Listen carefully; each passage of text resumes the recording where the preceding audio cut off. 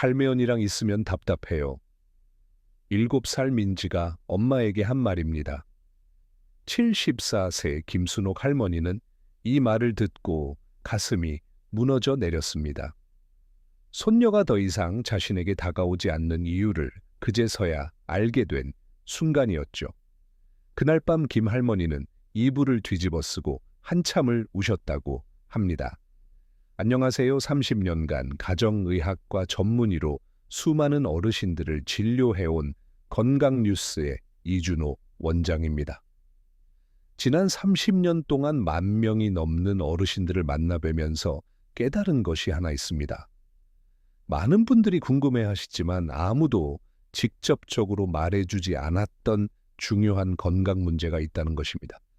혹시 이런 경험 있으신가요? 대중교통에서 사람들이 자꾸 자리를 옮기는 경우, 가족들이 유독 환기를 자주 시키는 경우, 손주들이 안기를 피하는 경우 말이죠. 또는 엘리베이터에서 사람들이 멀찍이 서는 경우, 마트에서 점원이 빨리 계산을 끝내려 하는 경우도 있으실 거예요. 혹시 나도 체취가 있나 하는 의문이 드셨다면 오늘 말씀드릴 내용이 큰 도움이 될 것입니다. 제가 지난 30년간 진료한 경험으로는 60세 이상 어르신 10명 중 9명이 본인은 모르지만 가족들이 감지하는 특유의 냄새 변화를 경험합니다. 그리고 더 안타까운 사실은 대부분의 가족들이 차마 직접 말을 못해서 어르신들이 끝까지 모르고 계신다는 것입니다. 작년에 만났던 78세 박영철 할아버지의 이야기를 들려드릴게요. 박 할아버지는 매일 샤워를 하시고 깨끗하게 생활하셨는데 어느 날 아들 친구가 집에 놀러 왔을 때 그 친구가 작게 속삭인 말을 우연히 들으셨다고 합니다. 야, 진짜 할아버지 냄새가 심하네. 그 말에 박 할아버지는 큰 충격을 받으셨고 그 후로는 손주들이 오는 날에도 방에서 잘 나오지 않게 되셨다고 해요. 이것은 개인위생의 문제가 아닙니다. 나이가 들면서 우리 몸에 일어나는 자연스러운 변화 때문입니다. 하지만 너무 걱정하지 마세요. 오늘 제가 알려드릴 방법을 실천하시면 이 문제를 충분히 해결할 수 있습니다. 먼저 우리 몸에 어떤 변화가 일어나는지 자세히 말씀드릴게요. 첫 번째로 피부 기능이 저하됩니다. 60세 이후부터 피부의 신진대사가 현저히 느려집니다. 젊을 때는 피부 세포가 28일 주기로 새로 태어나는데 나이가 들면 이 주기가 40일 이상으로 늘어납니다.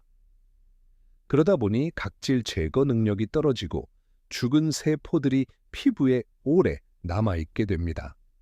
이런 각질들은 세균의 훌륭한 먹이가 되어 냄새를 만들어내죠. 또한 피부 유분의 성분이 변화합니다. 젊을 때의 피지와 노년기의 피지는 화학적 구성이 완전히 다릅니다. 특히 노넷날이라는 물질이 50대부터 서서히 증가하기 시작해서 70대에 가장 많아지는데 이 물질이 바로 우리가 흔히 말하는 노인 냄새의 주범입니다. 두 번째는 호르몬 변화입니다. 남성의 경우 테스토스테론이 감소하고 여성의 경우 에스트로겐이 급격히 줄어듭니다. 이런 호르몬 변화는 단순히 체취만 바꾸는 것이 아니라 피부의 두께, 유분, 분비량, 심지어 천 조절 능력까지 영향을 미칩니다. 그래서 같은 환경에서도 예전보다 땀을 더 많이 흘리거나 반대로 거의 흘리지 않게 되는 경우도 있어요. 세 번째는 신진대사의 변화입니다. 나이가 들수록 기초대사율이 떨어지면서 몸의 해독 기능이 약해집니다. 간과 신장의 기능이 예전 같지 않아서 노폐물 배출 속도가 느려지죠. 이로 인해 체내에 쌓인 독소들이 피부를 통해 배출되면서 냄새가 발생할 수 있어요.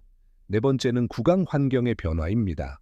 60세 이후에는 침 분비량이 젊을 때의 절반 정도로 줄어듭니다. 침은 입안의 세균을 씻어내고 산도를 조절하는 중요한 역할을 하는데 이것이 부족해지면 구강 건조증이 발생하고 입 냄새가 심해집니다. 또한 치아와 잇몸의 건강도 나빠져서 잇몸 질환으로 인한 냄새도 생길 수 있어요. 72 세박영수 씨는 이렇게 말씀하셨습니다. 매일 깨끗이 씻는데도 아들이 자꾸 창문을 열더라고요. 이제야 그 이유를 알겠네요. 제 잘못이 아니었던 거군요. 맞습니다. 여러분의 잘못이 아닙니다. 하지만 이런 변화를 그대로 받아들일 필요는 없어요. 그런데 많은 어르신들이 채취를 없애기 위해 잘못된 방법을 사용하고 계십니다. 이런 실수들을 먼저 피해야 올바른 해결책이 효과를 볼 수 있어요. 가장 흔한 첫 번째 실수는 향수나 방향제로 냄새를 덮으려는 것입니다. 지난달에 만난 81세 최영호 할아버지는 제가 아무리 비싼 향수를 뿌려도 아들이 제 방에 잘 들어오지 않아요. 들어오자마자 창문부터 활짝 열더라고요. 라고 하시더라고요. 하지만 이는 마치 오래된 음식 위에 새 양념을 뿌리는 것과 같아 더 복잡하고 불쾌한 냄새를 만들어냅니다. 채취와 향수가 섞이면 오히려 더 거부감을 줄 수 있어요. 두 번째 실수는 너무 자주, 너무 뜨거운 물로 씻는 것입니다. 냄새가 나니까 더 자주, 더 세게 씻어야지 라고 생각하시는 분들이 많은데 이는 완전히 잘못된 생각입니다. 너무 뜨거운 물과 강한 비누는 오히려 피부의 자연 보호막을 손상시켜 세균 증식을 촉진할 수 있어요. 하루에 2번 이상 샤워를 하거나 45도 이상의 뜨거운 물로 씻는 것은 피부를 더욱 건조하게 만들고 결국 냄새를 더 심하게 만들 수 있습니다. 세 번째 실수는 중요한 부위를 놓치고 씻는 것입니다. 대부분 눈에 보이는 부분만 씻고 정작 냄새가 가장 많이 나는 부분은 소홀히 하는 경우가 많습니다. 특히 목 뒤, 귀 뒤, 겨드랑이 안쪽, 사타구니, 발가락 사이 같은 곳은 손이 잘 닿지 않고 눈에 잘 보이지 않아서 대충 넘어가는 경우가 많아요. 네 번째 실수는 옷과 침구 관리를 소홀히 하는 것입니다. 아무리 몸을 깨끗이 씻어도 옷이나 침구에 냄새가 밴다면 소용이 없어요. 특히 겨울철에 두꺼운 옷을 여러 날 입거나 이불을 한 달에 한 번만 빨는 것은 냄새를 지속시키는 원인이 됩니다. 그렇다면 올바른 방법은 무엇일까요? 먼저 생활 습관부터 차근차근 바꿔보겠습니다. 이런 기본적인 습관들이 바뀌어야 다른 방법들도 효과를 볼 수 있어요. 충분한 수분 섭취가 가장 중요합니다. 하루 1.5리터에서 2리터의 물을 나누어 마시세요. 많은 분들이 그렇게 많은 물을 어떻게 마셔요? 라고 하시는데 한 번에 많이 마시려고 하지 마세요. 아침에 일어나서 미지근한 물 1컵, 아침 식사 전에 1컵, 점심 전에 1컵, 오후 3시경에 1컵, 저녁 식사 전에 1컵, 잠자리에 들기 2시간 전에 1컵, 이렇게 나누어 마시면 됩니다. 물은 몸속 독소를 희석시키고 배출을 도와 채취를 줄이는 가장 기본적인 방법입니다. 특히 아침에 일어나자마자 마시는 미지근한 물 1컵은 밤사이 쌓인 노폐물을 씻어내는 효과가 있어요. 68세 김영숙 할머니는 처음에는 아침에 물 마시기가 힘들었어요. 그런데 한 달만 하니까 습관이 되더라고요. 요즘은 물을 마시지 않으면 뭔가 허전해요. 그리고 정말 피부도 좋아지고 손주가 할머니 요즘 좋은 향기가 난다고 말해줬어요. 라고 하시더라고요. 주의하실 점은 커피나 차는 물 대신이 되지 않는다는 것입니다. 오히려 카페인 때문에 몸에서 수분이 더 빠져나갈 수 있어요. 그러니 커피 한 잔을 마셨다면 물을 한 잔 더 마셔주세요. 적절한 운동도 필요합니다. 무리한 운동보다는 매일 20분에서 30분 정도의 가벼운 산책이나 스트레칭이 좋습니다. 저는 너무 늙어서 운동하기 힘든데요 라고 말씀하시는 분들이 많은데 걱정 마세요. 제가 말씀드리는 건 힘든 운동이 아니라 가벼운 산책입니다. 적당한 바라는 노폐물 배출에 도움이 되고 신진대사를 활발하게 만듭니다. 특히 햇볕 아래에서 하는 산책은 더욱 좋아요. 햇볕에는 자연살균 효과가 있어서 피부에 나쁜 세균을 죽이는 데 도움이 됩니다. 다만 너무 강한 햇볕보다는 오전 10시 이전이나 오후 4시 이후에 부드러운 햇볕이 좋습니다. 73세 박영수 할아버지는 처음에는 다리가 아파서 10분도 못 걸었어요. 그런데 조금씩 늘려가니까 이제는 30분도 걸을 수 있어요. 걷기만으로도 충분한 운동이 되더라고요. 숨이 약간 차는 정도로 천천히 걸으면 돼요라고 말씀하셨습니다. 규칙적인 배변도 매우 중요해요. 변비는 체취를 심화시키는 주요 원인 중 하나입니다. 장에 변이 오래 머물면 독소가 혈액으로 재흡수되어 피부를 통해 배출될 수 있기 때문이에요. 아침에 물 한 컵과 함께 바나나나 사과 같은 섬유질 음식을 드시고 규칙적인 화장실 습관을 만드세요. 현미, 잡곡, 채소, 과일 등 식이섬유가 풍부한 음식을 충분히 섭취하면 변비를 예방하고 장 건강을 유지할 수 있습니다. 특히 아침에 현미밥이나 잡곡밥을 드시면 하루 종일 장이 건강하게 활동하는데 도움이 돼요. 이제 위생관리 방법을 자세히 알려드릴게요. 이 부분이 가장 중요한 핵심입니다. 특히 중요한 세 부위를 집중적으로 관리해야 합니다. 놀라시겠지만 체취의 90% 이상이 이 세 부위에서 발생합니다. 첫 번째는 목과 귀 뒤입니다. 이 부위는 피지선이 매우 많고 각질이 잘 쌓이는 곳입니다. 특히 목주름 사이와 귀 뒤쪽은 손이 잘 닿지 않아서 소홀히 하기 쉬운 부분이에요. 샤워할 때 부드러운 타월로 목주름과 귀 뒤를 꼼꼼히 씻어주세요. 너무 세게 문지르면 피부가 상할 수 있으니 부드럽게 마사지하듯 씻어주시면 됩니다. 76세 최영자 할머니는 유 선생님 정말 신기해요. 제가 평생 목욕을 해왔는데 선생님이 알려주신 대로 목과 귀 뒤를 꼼꼼히 씻으니까 냄새가 정말 많이 줄었어요. 이제 손주가 저를 안아줘요 라고 말씀하셨습니다. 두 번째는 겨드랑이와 가슴 부위입니다. 털이 있는 부위는 세균이 번식하기 가장 쉬운 곳입니다.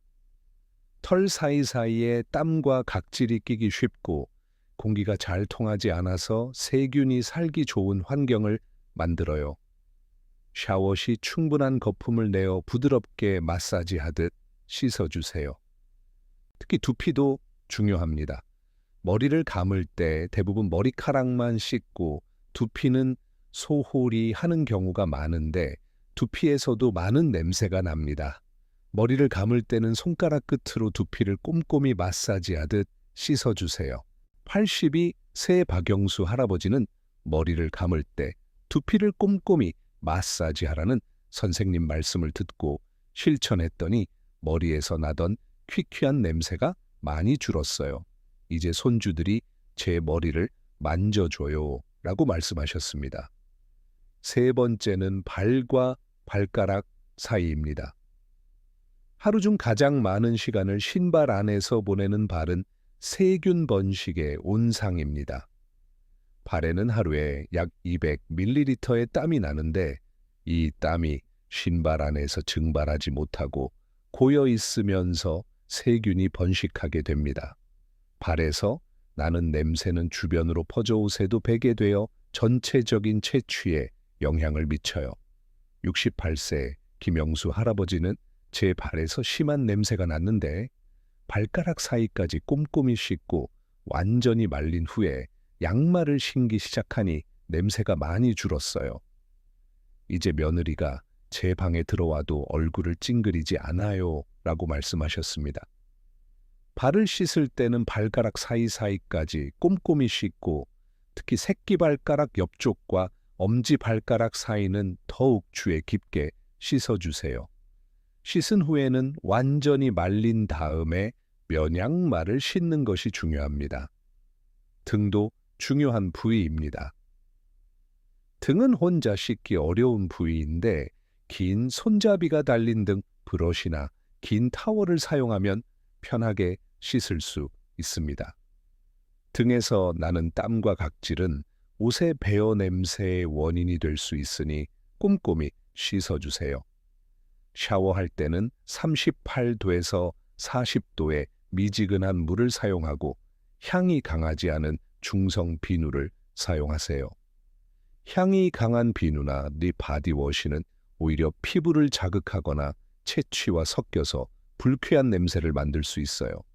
샤워 후에는 몸을 완전히 말리는 것이 중요하고 일주일에 2회에서 3회 정도가 적당합니다. 매일 샤워를 하면 오히려 피부가 건조해져서 냄새가 더 심해질 수 있어요. 71세 이영희 할머니는 처음엔 믿기 어려웠어요. 이렇게 간단한 방법으로 냄새가 줄어든다니. 하지만 정말 효과가 있었어요. 이제 손주들이 제 무릎에 앉아서 같이 텔레비전을 봐요. 이 얼마나 행복한지 몰라요. 라고 말씀하셨습니다. 샤워 후에는 로션이나 크림으로 피부를 보습해 주는 것도 매우 중요합니다. 건조한 피부는 각질이 많이 생기고 이것이 냄새의 원인이 될 수 있기 때문이에요. 특히 겨울철에는 더욱 신경 써서 보습을 해주세요. 너무 향이 강한 로션보다는 무향이나 은은한 향의 제품을 선택하시는 것이 좋습니다. 일주일에 한 번 정도는 탕 목욕을 해보세요. 38도 정도의 따뜻한 물에 20분 정도 몸을 담그면 피부 모공이 열리면서 깊숙이 쌓인 노폐물들이 빠져나옵니다. 목욕 후에는 몸을 완전히 말리고 로션을 발라주면 더욱 효과적입니다. 음식도 채취에 매우 큰 영향을 미칩니다. 우리가 먹는 음식의 성분들이 혈액을 통해 온몸으로 퍼지고 일부는 피부를 통해 배출되면서 채취를 만들어내기 때문이에요. 마늘, 양파, 생선, 카레 같은 강한 냄새의 음식을 너무 많이 드시면 일시적으로 채취가 강해질 수 있습니다. 하지만 완전히 피할 필요는 없어요. 오히려 마늘의 경우 처음에는 냄새가 나지만 체내에서 소화된 후에는 항산화 작용을 해서 장기적으로는 채취를 줄이는데 도움이 됩니다. 대신 녹차, 파슬리, 민트, 레몬 같은 자연 탈취 효과가 있는 음식을 드세요. 특히 녹차에 들어있는 카테킨 성분은 체내 냄새를 중화하는 효과가 있어요. 하루에 녹차 2에서 3잔 정도 드시면 좋습니다. 항산화 식품도 중요합니다. 블루베리, 토마토, 당근, 시금치, 브로콜리 같은 색깔이 진한 채소와 과일에는 항산화 성분이 풍부해요. 이런 성분들은 체내에서 냄새를 만드는 산화 과정을 억제해 줍니다.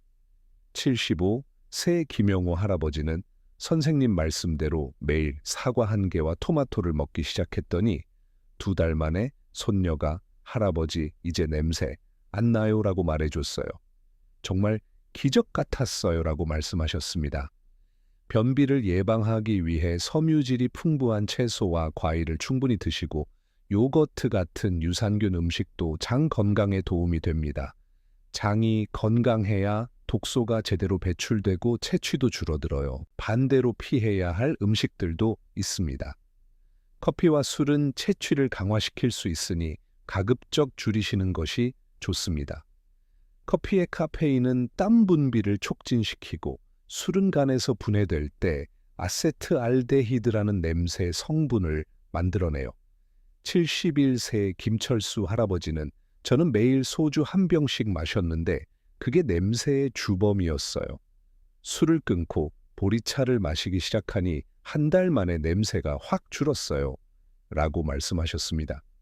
기름진 음식, 인스턴트 음식, 과도한 단 음식도 채취를 악화시킬 수 있습니다. 이런 음식들은 소화 과정에서 많은 독소를 만들어내고 이것이 채취로 이어질 수 있어요. 구강 관리도 절대 빼놓을 수 없습니다. 입 냄새는 전체 채취에 큰 영향을 미치거든요. 하루 3번 양치질은 기본입니다. 하지만 그것만으로는 부족해요. 혀도 반드시 닦아주세요. 혀에는 수많은 세균이 붙어 있어 입냄새의 주요 원인이 됩니다. 칫솔로 혀를 닦기도 하지만 혀 클리너라는 전용 도구를 사용하면 더 효과적입니다. 약국에서 몇천 원이면 살 수 있어요. 73세 이정숙 할머니는 처음에는 혀를 닦는 게 구역질이 나서 힘들었어요. 그런데 조금씩 연습하니까 괜찮아졌어요. 이제는 혀 클리너 없이는 못 살 정도예요. 입 냄새가 확실히 줄었어요. 라고 말씀하셨습니다. 치실 사용도 중요합니다. 양치질만으로는 치아 사이에 끼인 음식물 찌꺼기를 완전히 제거할 수 없어요. 이런 찌꺼기들이 썩으면서 강한 냄새를 만들어냅니다. 일주일에 2번에서 3번은 치실을 사용해서 치아 사이를 깨끗하게 해주세요. 또한 무설탕 껌을 씹으면 침 분비가 촉진되어 입 냄새를 줄이는데 도움이 됩니다. 특히 자일리톨이 함유된 껌은 충치 예방에도 좋아요. 식후에 10분 정도 껌을 씹으면 입 냄새 예방에 도움이 됩니다. 정기적인 치과 검진도 잊지 마세요. 잇몸 질환, 충치, 잇몸 농양 등은 매우 강한 냄새의 원인이 됩니다. 6개월에 한 번씩은 치과에서 스케일링을 받으시는 것이 좋습니다. 이제 옷과 침구 관리에 대해 말씀드릴게요. 아무리 몸을 깨끗이 해도 옷과 침구에 냄새가 배어 있다면 소용이 없거든요. 속옷은 반드시 매일 갈아입으세요. 속옷에는 우리가 느끼지 못하는 미세한 땀과 분비물이 묻어 있어요. 하루만 입어도 세균이 번식하기 시작합니다. 면 소재의 속옷을 선택하시는 것이 좋아요. 면은 흡습성과 통기성이 좋아서 냄새를 줄이는데 도움이 됩니다. 합성 섬유로 된 속옷은 통기성이 나빠 냄새를 더욱 심하게 만들 수 있어요. 겉옷도 가능하면 매일 갈아입으세요. 옷이 더러워 보이지 않는데 왜 매일 갈아입어야 하나요? 라고 생각하실 수 있지만 눈에 보이지 않는 땀과 피지가 옷에 묻어 있습니다. 특히 여름철이나 활동을 많이 한 날에는 반드시 갈아입으세요. 72세 김영수 할아버지는 저는 평생 옷을 아껴 입는 습관이 있어서 같은 옷을 3, 4일씩 입었어요. 그런데 유 선생님 말씀대로 매일 갈아입기 시작하니 냄새가 정말 많이 줄었어요. 라고 말씀하셨습니다. 빨래할 때는 가능한 한 햇볕에 말리세요. 햇볕의 자외선에는 자연 살균 효과가 있어서 옷에 남아있는 세균을 죽이는데 도움이 됩니다. 날씨가 좋지 않아 실내에서 말려야 할 때는 완전히 마른 후에 입는 것이 중요해요. 덜 마른 옷을 입으면 습기로 인해 세균이 번식하기 쉬워집니다. 세탁할 때 베이킹 소다를 한 스푼 정도 넣어주면 냄새 제거에 도움이 됩니다. 베이킹 소다는 천연 탈취제 역할을 해서 옷의 밴 냄새를 중화시켜 줍니다. 침구류는 일주일에 한 번은 반드시 세탁하세요. 우리는 하루에 7에서 8시간을 침대에서 보냅니다. 그동안 베개와 이불에는 많은 양의 땀과 피지, 각질이 쌓여요. 이것들이 세균의 먹이가 되어 냄새를 만들어냅니다. 특히 베개 시트 커버는 더 자주 갈아주는 것이 좋습니다. 베개에는 머리에서 나온 기름과 각질이 가장 많이 묻기 때문이에요. 가능하면 2에서 3일에 한 번씩 갈아주세요. 75세 이영숙 할머니는 저는 이불을 한 달에 한 번 빨았는데 선생님 말씀대로 일주일에 한 번씩 빨기 시작했어요. 처음엔 번거로웠지만 이제는 습관이 됐어요. 방 안에 퀴퀴한 냄새가 확실히 줄었어요. 라고 말씀하셨습니다. 베개와 이불 자체도 1에서 2년에 한 번씩은 새 것으로 바꿔주시는 것이 좋습니다. 아무리 커버를 자주 갈아도 오래 사용한 베개와 이불에는 세균과 진드기가 살고 있어 냄새의 원인이 될 수 있어요. 신발과 양말 관리도 매우 중요합니다. 발에서 나는 냄새는 신발과 양말에 배어서 전체적인 채취에 영향을 미치거든요. 양말은 반드시 매일 갈아 신으세요. 특히 면양말을 선택하시는 것이 좋습니다. 나일론이나 폴리에스터 양말은 통기성이 나빠서 발 냄새를 더 심하게 만들 수 있어요. 신발은 한 켤레만 계속 신지 말고 두세 켤레를 번갈아 신어서 충분히 말릴 시간을 주세요. 신발 안에 베이킹소다를 뿌려두면 냄새를 흡수하는 데 도움이 됩니다. 밤에 신발을 벗을 때 베이킹소다를 뿌려두고 아침에 털어내고 신으면 돼요. 69 새 박영호 할아버지는 저는 평생 같은 신발만 신었는데 선생님 말씀대로 두 켤레를 번갈아 신기 시작했어요. 그리고 양말도 매일 갈아 신었더니 발냄새가 많이 줄었어요. 이제 손주들이 제 방에 들어와도 얼굴을 찡그리지 않아요 라고 말씀하셨습니다. 집안 환경도 중요합니다. 집 안에 머무르는 시간이 길수록 냄새가 배기 쉽거든요. 하루에 최소 2번, 아침과 저녁에 10분씩 창문을 열어 환기를 시켜주세요. 신선한 공기는 집안의 냄새를 없애는데 큰 도움이 됩니다. 겨울에 추운데 어떻게 창문을 열어요? 라고 하시는 분들이 많은데 아주 조금만 열어도 공기가 순환됩니다. 완전히 활짝 열 필요는 없어요. 특히 화장실과 주방은 냄새가 나기 쉬운 곳이니 더 자주 환기해 주세요.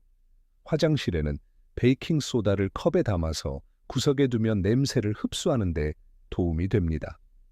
76세 최영수 할아버지는 저는 추워서 창문을 잘 안 열었는데 선생님 말씀대로 하루에 2번씩 환기하기 시작했어요. 처음엔 춥고 귀찮았지만 실내 공기가 확실히 달라졌어요. 이제는 아들 며느리가 제 방에 들어와도 창문부터 열지 않아요 라고 말씀하셨습니다. 공기청정기나 제습기를 사용하는 것도 도움이 됩니다. 습도가 높으면 세균이 번식하기 쉽고 냄새도 더 심해져요. 적정 습도는 40에서 60% 정도입니다. 실내에 화분을 두는 것도 좋은 방법입니다. 식물들은 공기를 정화하고 습도를 조절하는 효과가 있어요. 특히 산세베리아, 스파티필름, 아이비 같은 식물들은 공기 정화 효과가 뛰어납니다. 이제 마지막으로 전체 내용을 정리해서 말씀드릴게요. 채취의 주요 원인은 피부 기능 저하로 인한 각질과 피지 성분의 변화, 호르몬 변화로 인한 체내 환경의 변화, 신진대사 저하로 인한 노폐물 축적, 구강 환경의 변화로 인한 입냄새 증가, 잘못된 위생 관리와 생활 습관이 있습니다. 해결 방법을 다시 한번 정리하면 이렇습니다.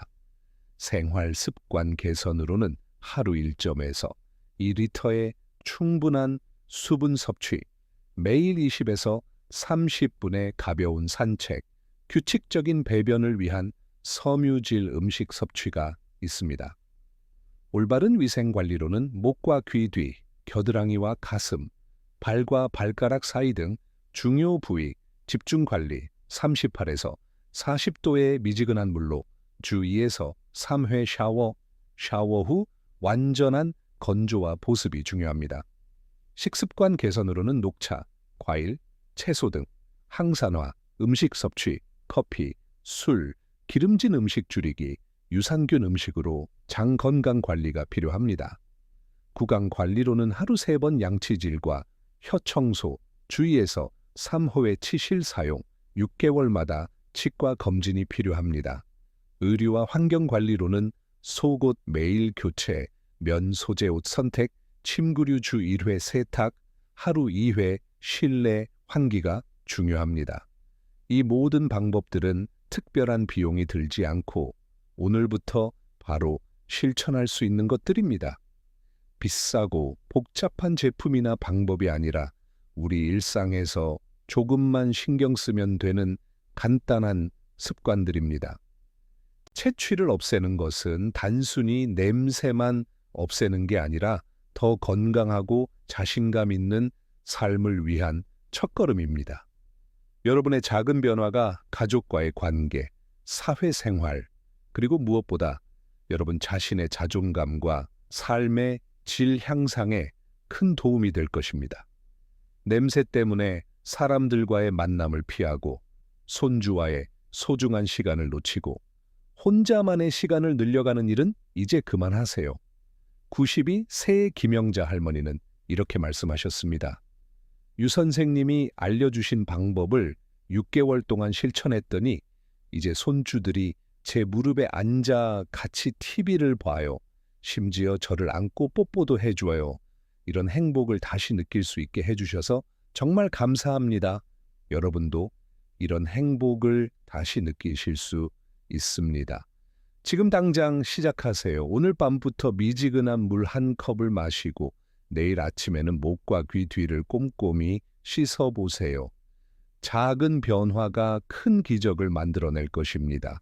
건강하고 당당한 노년을 위해, 사랑하는 가족들과의 따뜻한 관계를 위해, 그리고 무엇보다 여러분 자신을 위해 오늘부터 실천해 보세요. 오늘 영상이 도움이 되셨다면 구독과 좋아요 버튼을 눌러주시고 주변에 도움이 필요한 분들께도 꼭 공유해 주세요. 여러분의 작은 관심이 더 많은 어르신들에게 도움이 될 수 있습니다. 다음에도 여러분의 건강하고 행복한 노년을 위한 더 유익한 정보로 찾아뵙겠습니다. 오늘도 건강하세요. 감사합니다.